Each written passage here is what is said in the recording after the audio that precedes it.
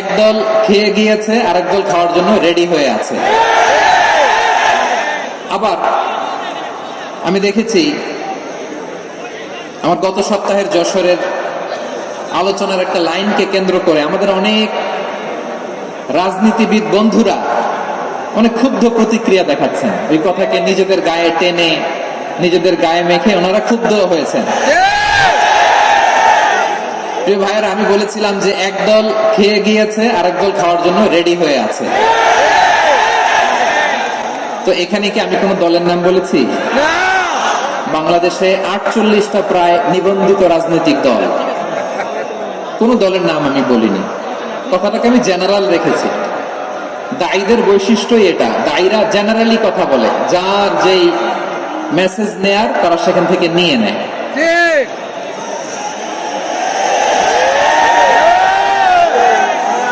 তো কোন দল এটা নিয়ে কোনো কথা বললো না, আপনারা এটাকে নিজের গায়ে যে মাখালেন, এটা ঠিক হয়নি। আমি বলবো যে এটা খুবই অনভিপ্রেত হয়েছে। কোন দলকে টার্গেট করে বা কোন দলের পক্ষে আমরা কখনো কথা বলি না। আমরা কোরআনের পক্ষে কথা বলি, ইসলামের পক্ষে কথা বলি, ঠিক কিনা বলেন? সো একটা জেনারেল কথাকে যদি আমার রাজনীতিবিদ বন্ধুরা নিজেদের গায়ে মাখেন, ক্ষুব্ধ প্রতিক্রিয়া জানান, এতে করে সাধারণ জনগণের কাছে একটা নেগেটিভ মেসেজ যাবে ওনাদের ব্যাপারে। এটা হোক আমরা চাই না।